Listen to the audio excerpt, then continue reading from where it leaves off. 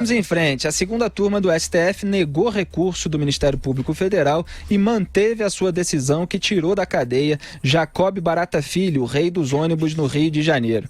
Em outubro, por 3-1, os ministros da segunda turma impuseram a Barata e Leles Teixeira, o presidente da Federação de Empresas de Ônibus do Rio, medidas cautelares como recolhimento noturno e proibição de deixar o país.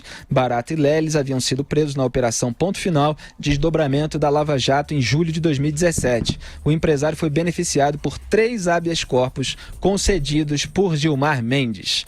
Gilmar Mendes, que é padrinho de casamento da filha do Jacob Barata. E, aliás, Augusto Nunes, o juiz da Lava Jato no Rio de Janeiro, ele se pronunciou porque o Gilmar pediu que as audiências dessa Operação Ponto Final fossem refeitas. E aí o Marcelo Bretas compartilhou uma imagem no Twitter com uma frase de autoria do historiador brasileiro Jaime Pinsky com os dizeres, aspas, em uma sociedade democrática, o juiz não deve privilegiar amigos, parentes ou pessoas pelas quais sente afinidade. Fecho aspas. Deu ali uma alfinetada, segundo o próprio jornal O Globo, no ministro do STF, Gilmar Mendes. E aí o Marcelo Bretas foi e compartilhou, eu estou aqui com a conta dele de Twitter aberta, essa matéria, e disse o seguinte: prezados, sobre a matéria abaixo, lembro que a referência a pessoas ou casos específicos é de terceiros. De minha parte, como é de se esperar, apenas me pronuncio sobre ideias, teses. Tá aí a tese dele de que o juiz não deve privilegiar amigos. Agora, que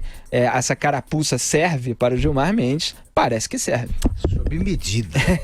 Sob medida. O Gilmar Mendes está tendo um papel muito triste para a biografia dele, né? Mas nada surpreendente para nós, nesse caso sobretudo, porque ele se transformou num advogado de defesa, togado, do Barata.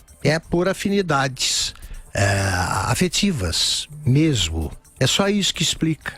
Agora, a segunda turma embarca, tem a votação, quantos foram, alguém se opôs a isso?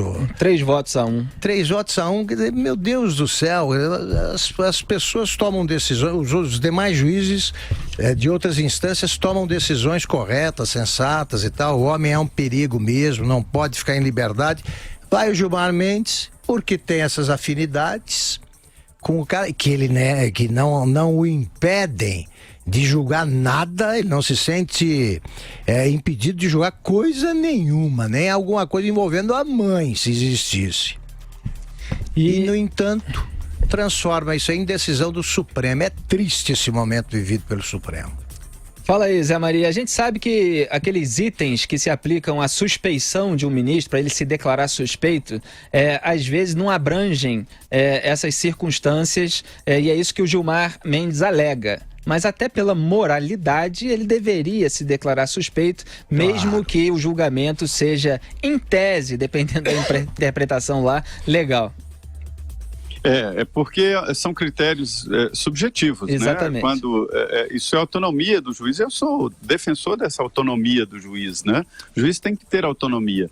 E a maioria dos juízes, quando encontram ali ou um advogado de defesa próximo dele, parente, ou quando ele já atuou, quando ainda não tinha sido indicado como defesa em algum ponto, aí ele se considera suspeito e não julga, né? Ele se afasta, não diz sim nem não. Agora, essa divergência aí com o juiz Bretas e o ministro Gilmar, ela já vem desde o início, né? O que gerou um comentário do ministro Gilmar Mendes, assim, que eu achei impróprio demais, foi quando ele decretou uma nova prisão do Barata e Gilmar disse que era o caso do rabo balançando o cachorro.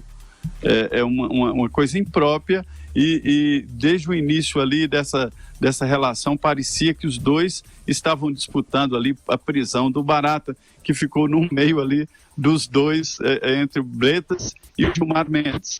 Ficou muito claro que Gilmar Mendes tinha interesse especial, neste caso não se considerou suspeito, muito pelo contrário, fez questão de continuar julgando. Agora, esse caso aí da turma, eles formam grupos, né? Eles se defendem, e mesmo assim a turma achou que era demais deixá-lo solto e colocou essas restrições. É por isso que eu evoco com frequência a figura do Heráclito Fontoura Sobral Pinto, Dr. Sobral, né? Que foi um exemplo de advogado íntegro e honrado e reto, né? Um homem realmente singular. Infelizmente para o Brasil, que precisa de mais gente assim.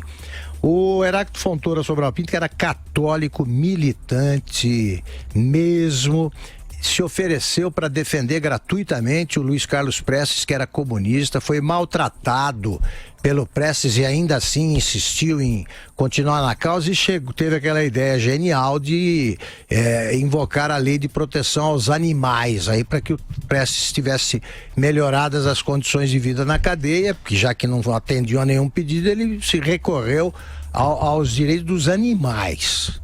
Boa ideia.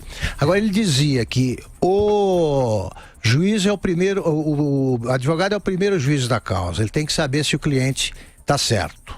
Ele já, se não estiver, ele não vai mentir em favor do cliente, ele vai procurar atenuantes. Mas o mais importante que me faz lembrar dele agora, ele recusou a indicação para o Supremo, feita pelo Juscelino Kubitschek, porque ele tinha sido advogado do Juscelino, numa causa qualquer anterior. E aí ele disse, não, eu não posso aceitar, porque toda decisão que te envolver, eu tenho de me declarar impedido, por ter sido advogado. Outros aí são advogados do PT, advogados de campanha, e não se vê impedidos com nada. E o Gilmar Mendes, ele não se vê impedido nem com um parente na parada, nada. Se tivesse um filho dele envolvido em algum problema, ele julgaria achando que o povo tem que ver nele um juiz capaz de analisar com isenção o julgamento do filho. Sem que ele dê razão para que o povo confie nele, né?